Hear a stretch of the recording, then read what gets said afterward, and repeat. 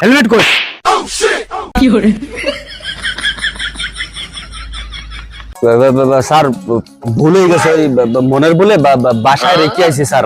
এই সুধীর ভাই, গাড়ি চালাপ, কাগজ আর আছে, লাইসেন্স দেখা।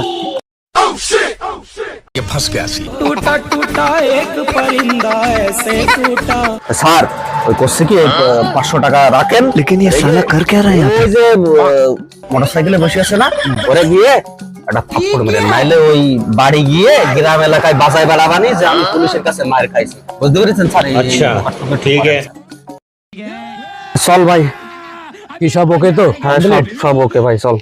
এই গাড়ি ঠেলি নিয়ে যাই, ওই সামনে যে নিয়ে যাই, স্টার্ট করবি যা। কি করে? এই থাম থাম থাম থাম থাম।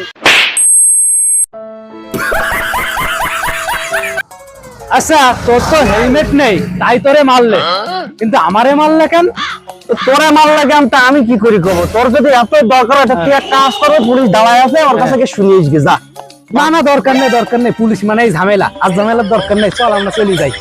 কি করে?